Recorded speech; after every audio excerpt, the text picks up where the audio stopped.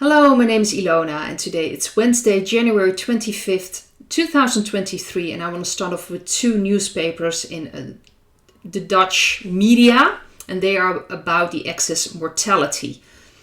Both are again explaining that no one really knows what this is about, and the nu.nl actually mentions in the article that possibilities is probably what's been going on, what's been, the disease that's been going on, that's probably part of it. But the stings have nothing to do with this. It's very interesting that that's mentioned. There is no research because all the research here is being shut down and around us, of course, as well about this excess mortality and, of course, the stings. But they're mentioning it in the nu.nl article that it has nothing to do with the excess mortality. All right. The other news article also mentions most likely it has to do with what's been going on the past few years and that people haven't gotten another sting. Interesting enough. Unfortunately, especially the elderly and people with special needs being, hit hard in this regard. Of course, in a lot of, these organizations that take care of elderly and take care of people with special needs, there were stings pretty much. They needed to get it. There was a lot of problems making sure if a loved one was in a place like that not to get a sting. So there was a lot of hassle to get that done. So unfortunately, we are really seeing here in the Netherlands and mostly worldwide as well, like everywhere, a lot of people are dying. And my heart goes out to everyone that, experiences this, maybe has a loved one or people that they know getting sick or, leaving this earth plane. So my heart goes out to them. It's unfortunate still here in the Dutch media. They're trying to hold on to that. A lot more information is coming out, but it will take time before the media are going to report about that. And I'm really hoping that's going to happen. Or maybe in another way that they're just going to shut it down and be broadcasting. I really don't care, but I think it is important that people really need to know what's going on. So unfortunately, those articles are showing that here in the media in the Netherlands, the biggest article, let's just say the biggest sites with articles are still fighting this. I have noticed there's another newspaper, the Telegraaf here in the Netherlands, that is more asking questions. So that's interesting. They're still not completely open about it, but there are more questions and also more questions. Why isn't there any research done? Of course, here there are researchers. They started it. Of course, our minister has started it, our health minister. But it's not really connected to the stings. So really, it's not going to lead to anything. So we'll have to wait and see what's going to come out. I want to talk about an article in my favorite Belgium newspaper. And this is about the Ukraine. And that apparently Mr. C is, cleaning up because there is a corruption scandal in the Ukraine.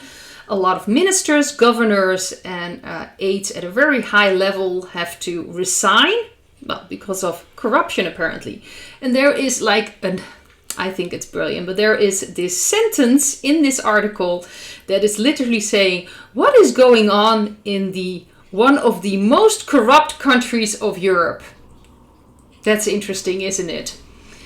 It's kind of answering itself. It's almost like there's corruption going on in one of the most corrupt countries of Europe. So I was kind of wondering, apparently there is some kind of list about this, because how would they know? Well, there is. There is a list made by, let me see if I get the right, made by Transparency International. It's a corruption index, which is very interesting. Apparently, the most corrupt country in Europe is Russia, and above that is the Ukraine.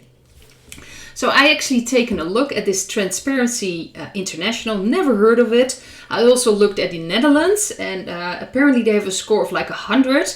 And if you have a very high score, you're higher on the list, which means that you're not that corrupt. And if you're very low on the list, you're very corrupt. Well, the Netherlands is placed number 8. So apparently we are not that corrupt. Denmark, Finland, and New Zealand actually are sharing number one. They have the same amount of the same score. That's 88. We have Germany on place 10, and we have Belgium in place 18. And I'm just going to take a look. Canada in place 13. And I'm kind of wondering where the United States of America is. That's on 27 place. Well, that's interesting. So I kind of looked at this Transparency International, never heard of it, but apparently it's being funded by government agencies, multilateral institutions, foundations, the private sector. So I just taken a look there. It's very interesting. There are a lot of agencies like Germany, the Bundesministerium für Umwelt, Naturschutz and Nucleare Sicherheit. We have the Department of Foreign Affairs and Trade from Australia. We have the Department of Foreign Affairs, Trade and Development of Canada. This is, if I'm not mistaken, taxpayers' money. So they're paying for this Transparency International. Interesting. The Ministry of Foreign Affairs and Trade New Zealand apparently pays. Ministry of Foreign Affairs Netherlands. And the Ministry of Foreign Affairs of Denmark. This is very interesting because Denmark and New Zealand and of course the Netherlands are really high on the list. So it's interesting that when you pay a lot of money, apparently you end up very high on the list that you're not corrupt. I see the irony in this. But anyway, we have the European Commission. We have the United Nations Office on Drugs and Crime. Apparently they're paying for this as well. I also looked at BHP Foundation and never heard of that. But apparently that is a company about multinational, actually an Australian multinational mining metals, natural gas, petroleum public company. So that's interesting because I actually taken a look at their site. And this is, of course, where the climate activists are against, but they are really pro sustainable goals. Where have we heard that one before? And even the CEO of BHP actually ended up this year in Davos, Switzerland, to talk about the miners need to take more risks. That is the BHP chief Mike Henry told the panel at the World Economic Forum. So that's interesting that again we end up with the World Economic Forum. Another foundation is called Luminate. I've never heard of Luminate, but apparently Luminate is founded by the Omidyar, sorry. Suddenly have a problem pronouncing things, but the Omidyar Group. Well, the Omidyar Group are Pam and Pierre Omidyar. They actually founded it. Very interesting is that you can find the Omidyar network on the World Economic Forum. Yes, it leads, all roads lead to Klaus. Also, the Transparency International, apparently in 2013, the Transparency International chair is there, apparently named Labelle, is there to serve a co-chair of the meeting. So this was in 2013. They also have a news article on their site from 2017 talking about no sustainable development without tackling corruption, the importance of tracking the social development goals from the United Nations and of course from the World Economic Forum. It's just very, very interesting. And even the World Economic Forum on 2019 used their list. These are the world's least and most corrupt countries. This is the list from the Transparency International. So this is very interesting that this is all coming together. But to get back to the Ukraine, to me this feels like, of course, he's losing all his ministers. There was, of course, a chopper crash last week. So he also lost ministers there and aides. So I think it's falling apart. Well, the cards that I got is the Six of Wands. The central card is the Page of Pentacles. The card in the past is the Three of Cups. And I get a yes, the Ace of Cups. And the feeling is that this is purposely done and it's necessary to really clean up. And it's not from the Ukraine because I got this card, the Page of Wands and the Star. So to me this feels like a white hat operation. So they are cleaning house. This is a victory from their side. I think that the Ukraine, there's not much left. So the Russians there, or Russia that is there fighting, is fighting the NATO to me. There's not much from the Ukraine. The NATO are trying to hold on because if they fall, everything falls. This is an opportunity for the Whiteheads to change things there. So this is a definite yes, that this is necessary and this is a cleanup. And it's not a cleanup from the side of Mr. C from the Ukraine, but from the Whiteheads. And there is a lot of protection. I do believe there is a lot of help from above as well. Off-worlders, aliens, how you want to call them.